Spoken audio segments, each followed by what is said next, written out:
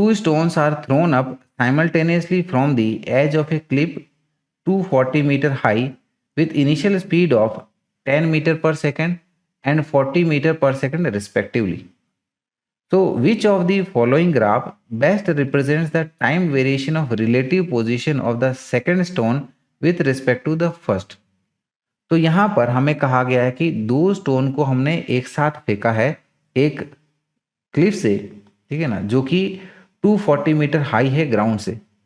पहले को हमने 10 मीटर पर सेकंड से फेंका और दूसरे को हमने 40 मीटर पर सेकंड की इनिशियल स्पीड से फेंका।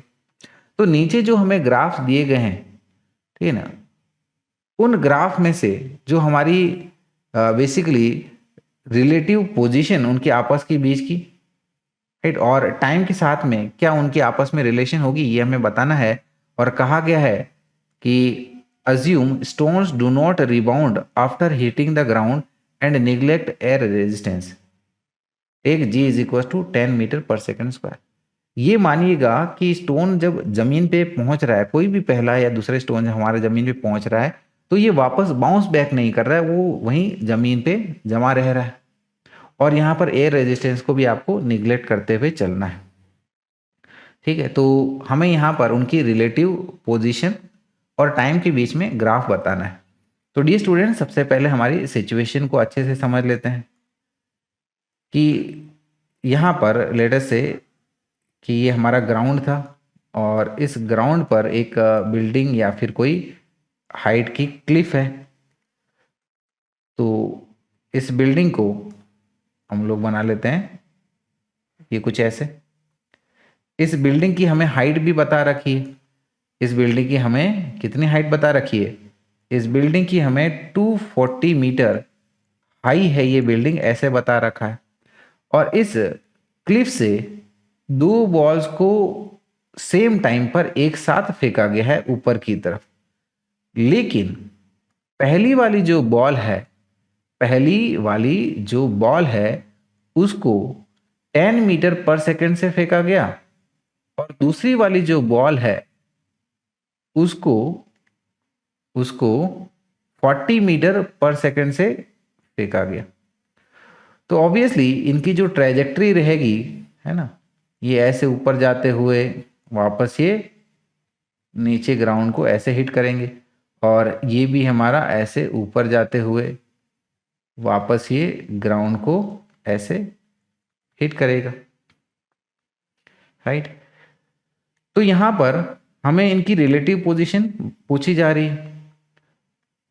तो यहां पर हम लोग रिलेटिवली इसको सॉल्व कर लेते हैं। तो रिलेटिवली अगर हम लोग इसकी second equation of motion apply करें, क्योंकि हमें पोजीशन और टाइम के बीच में ये ग्राफ बताना है, तो हम लोग कह सकते हैं कि vertical position of second with respect to 1 is equal to initial velocity of second with respect to 1 into time plus half acceleration of second ball with respect to first ball into T square. तो dear students, ये वाली situation हम लोग तब तक पहले apply कर लेते हैं, दो पार्ट में इसको अप्लाई कर लेते हैं। पहले तो जब हमारा पहला वाला स्टोन जो है वो ग्राउंड को हिट कर देगा और दूसरे केस में, ठीक है ना, वो रिमेनिंग वाला जो स्टोन है वो अब ग्राउंड को हिट करेगा। तो पहले हम लोग ये देख लेते हैं कि जब दोनों ही स्टोन हवा में हैं तो उनके बीच का रिलेटिव पोजीशन टाइम के साथ किस तरीके से चेंज हो रही है। तो यहाँ पर इसको हम लोग अप्लाई कर लेंगे जब दोनों पार्टिकल्स ही हमारे हवा में है। तो रिलेटिव मोशन के हिसाब से, ठीक है ना, हम लोग क्या कह सकते हैं, this is your y2 minus y1, that is relative position of second with respect to first one, है ना। तो यहाँ पर ये हमारा पहला वाला और ये दूसरा वाला।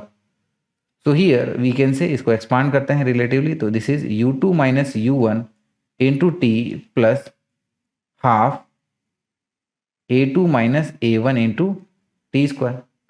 अब जब ये दोनों ही स्टोन्स हवा में हैं तो दोनों के ऊपर में ऑब्वियसली सेम एक्सेलरेशन ही लग रहा होगा, which is our acceleration due to gravity, right. So we can say कि जब तक हमारा पहला stone until the first stone reaches the ground, ठीक है, जब तक हमारा पहला स्टोन ग्राउंड तक नहीं पहुंच जाता उस दौरान पर उस दौरान तक यहाँ पर इस इक्वेशन में जो हमें ये a2 और a1 दिख रहा है दोनों ही सेम रहेंगे और ये हमारा एक्सेलरेशन ड्यू टू ग्रेविटी के बराबर होंगे।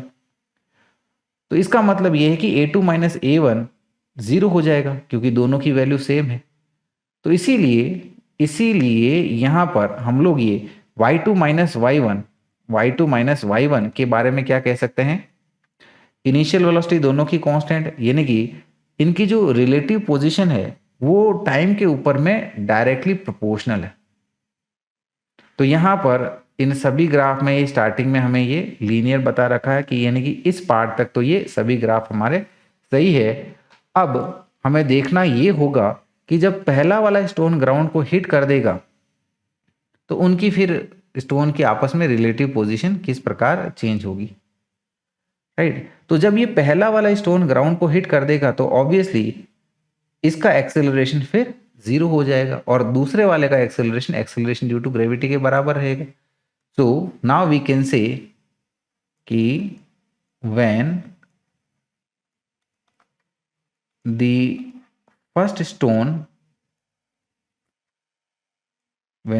स्टोन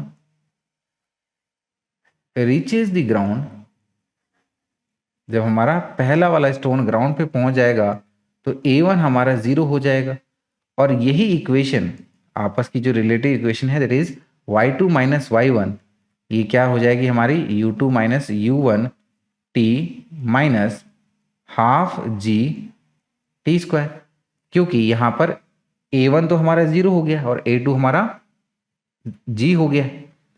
तो यहाँ पर ये इक्वेशन हो जाएगी हमारी। तो इस इक्वेशन को अगर हम लोग देखें तो यहाँ पर टाइम की हाईएस्ट पावर कितनी है, 2 है।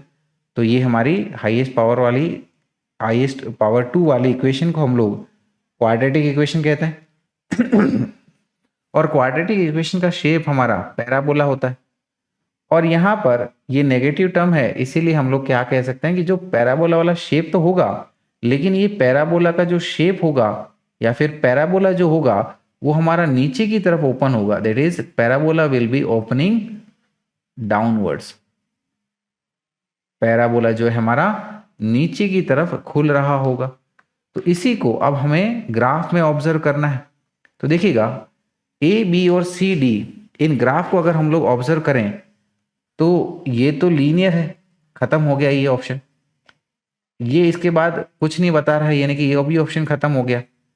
इसका शेप भी पैराबोला और इसका भी शेप भी पैराबोला, लेकिन ये पैराबोला ऐसे ऊपर की तरफ खुल रहा है और ये वाला पैराबोला हमारा नीचे की तरफ खुल रहा है, यानी कि यही हमारा ऑप्शन बी जो है वो सही आंसर हो जाएगा, राइट।